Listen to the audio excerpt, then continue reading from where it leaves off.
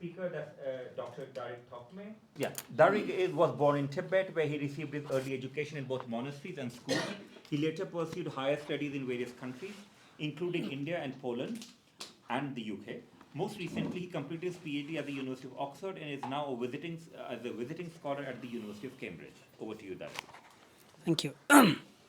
So I just briefly write something then, just to save the time. So the reincarnation, I think most of you are Tibetan, so you basically know roughly what reincarnation really means. So I don't go over the details. I'll go a little bit. This is primarily a little bit of background history of how reincarnation is something to become a very practical kind of tradition in Tibet. So reincarnation or Yansen in Tibetan is based on Buddhist teachings in rebirth or samsara. This is a belief in the rebirth of enlightened beings like a Buddha or bodhisattvas. For instance, Buddha himself has hundreds of previous lives, which are later compiled in the Jataka tales and Vinaya Pitaka, if you read classical Indian texts. So in advanced Buddhist philosophy, reincarnation also involves emanation, or something we call the manifestation. Suppose where enlightened beings take various forms to help other sentient beings. For example, Yamantaka, who is the wrathful form of Manjushri. So in Tibet, we all know King Sonzan Gampo is the manifestation of Avalokiteshvara. Can you go to the next one? Okay, keep on going. Okay. So at the start of 13th century, the relatives and the students of the first Karmapa, Dusun Chimba, recognized Bakchi as his reincarnation of Karma Dusun Chimba. So this marked the beginning of Buddhist reincarnation, become a practical tradition in Tibet. Over the time, the practice of recognizing reincarnations grew very popular and developed into detailed system across all Tibetan Buddhist schools, even including Bon tradition. For example, according to scholar Lavran Kesan, the Tibetan Gilic tradition alone now has about 3,470 recognized reincarnations nowadays, and this number is still increasing. From the 17th century, the Golden Portal government forms a close but very complex relationship with the Qin Empire. This relationship involved overlapping layers of diplomacy, military, and sort of religious authority, making it incredibly difficult to understand. But because of this complexity, it is impossible to explain all these dynamics between Qin and Tibet and black and white. However, we need to discuss our specific historical period between Golden Portal and the Qin Empire, which is directly linked with the coming of these politics of reincarnation between China and Tibet now. In the late 18th century, the reincarnation system in Tibet became increasingly corrupted because it directly linked to someone's social status, wealth, political power. So this led to the manipulation of the reincarnation process by the rich and powerful people. For example, 6th Panchen Lama and 10th Shamarpa and Jizun Tamba Khotot and Samdong Dorje Pomo, all of these powerful people born in one family. So because of all these cases, the growing corruption in the reincarnation system led to a loss of trust among Tibetans and Mongols. It also damaged the reputation of Tibetan lamas, including the Dalai Lama. These issues directly impact the efficiency of the Golden Portal government and also its military power, because the military power was normally received from Mongols. If Mongols lose the trust in the Tibetan Lama leadership, so they don't want to give full support for Tibetan government as a military force. As a result, some Tibetan leaders also raised the concern with the Qin representatives in Lhasa, they call it Ambans in Lhasa, who then supported the issues back in Beijing. Starting in the 1780s, Tibet faced repeated attacks from Nepal Gorkha army, but Tibetan government unable to defend themselves because they could not get full support from both Tibetans and the Mongols. This weakness clearly demonstrated that the concerns raised by both the Tibetan leaders and the Manchu ambans in Lhasa is actually true.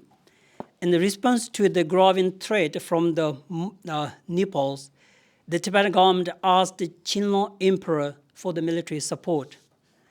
After the victory over the Gorkha invasion, Chinlong Emperor sent to a golden urn. So this is the beginning of the story. Give a golden urn to Tibet.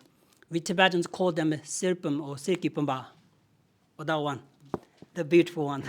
So this urn was meant to be used to select higher-ranking lamas.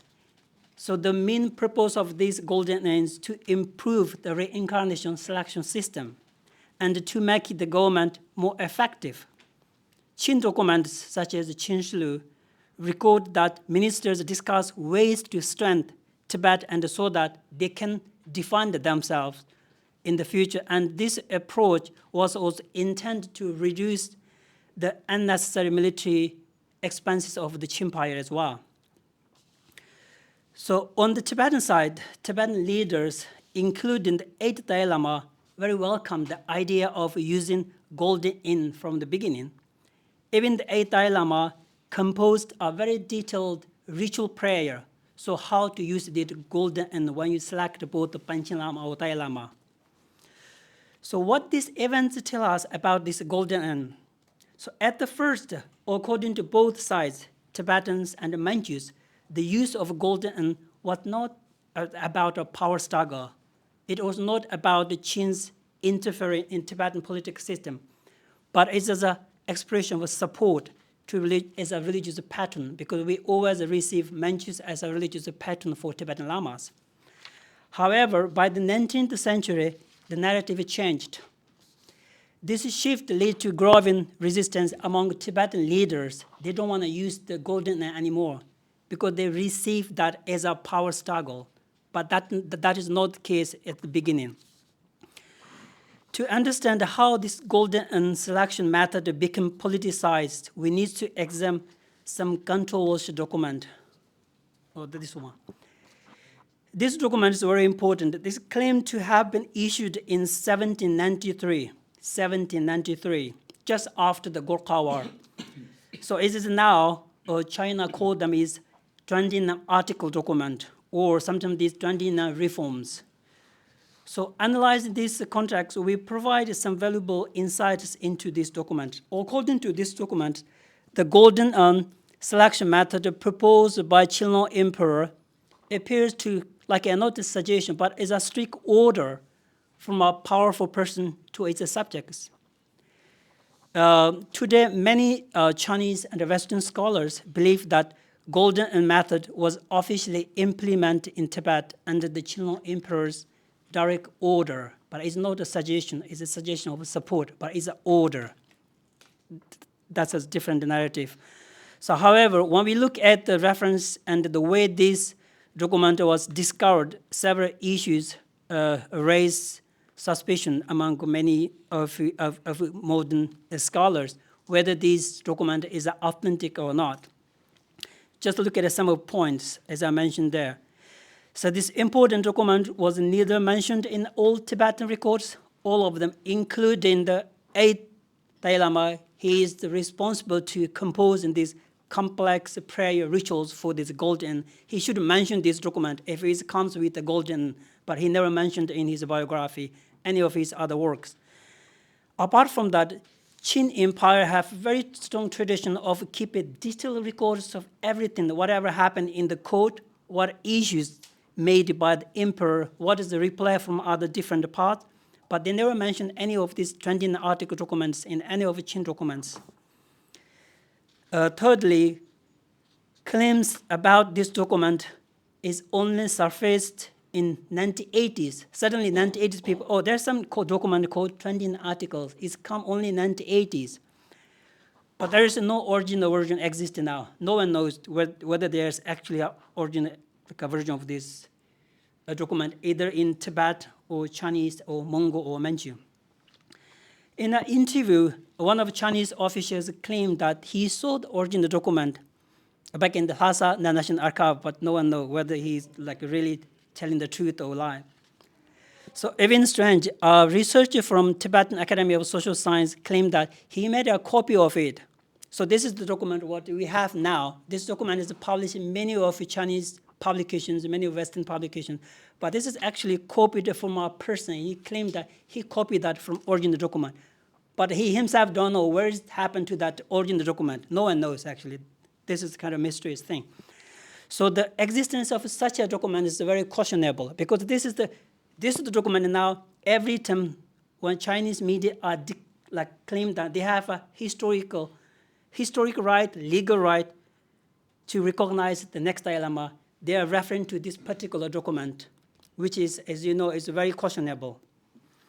However, in relying on this document, many scholars, including some prominent experts in Tibetan studies, have claimed that the golden urn selection method was also a new system, also an invention by the Qin emperor. That is another claim. However, this method is actually very identical to the traditional Tibetan method called Dolbo, is called Tibetan called Zentral. Next one, you saw that one.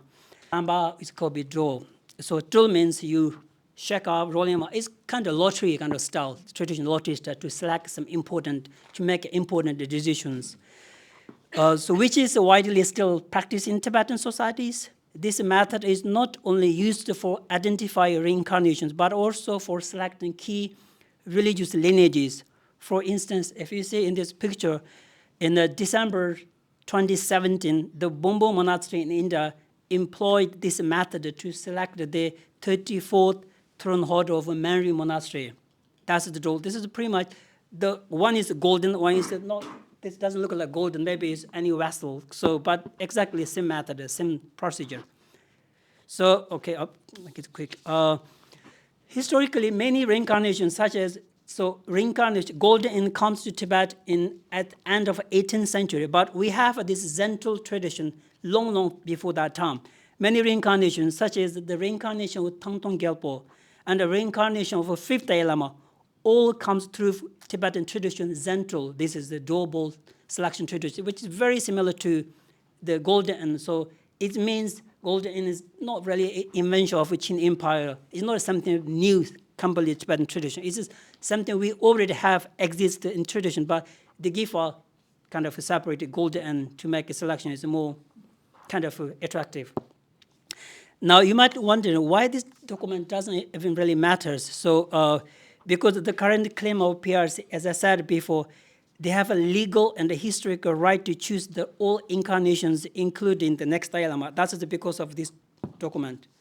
So I made the final conclusions, some final conclusion remarks. First, the offering of the golden urn for selecting the reincarnation was not meant to be an order or a display of power. That is very important at the beginning by the Qin emperor. Instead, as a religious pattern, they always claim we are the religious pattern of Gelugpa tradition. As a pattern, it is intended as an expression of support to Tibetan leaders. And also other way, it's also the way to reduce the Qin Empire's military expenses. Because something happened in Tibet, then Qin Empire needs to send the military. So it cost them a lot of money.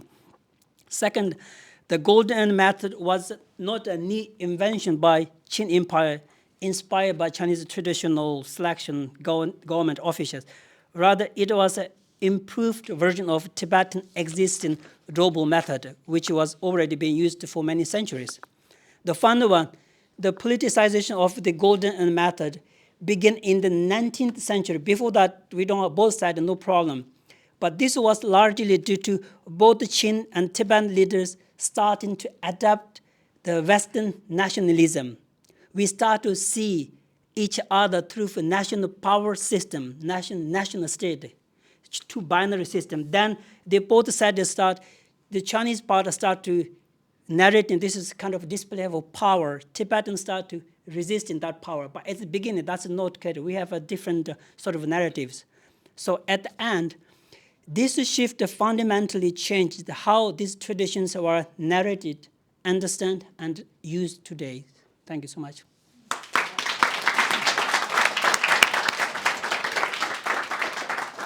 Thank you so much, Darig. You covered a lot of ground and again, very helpful.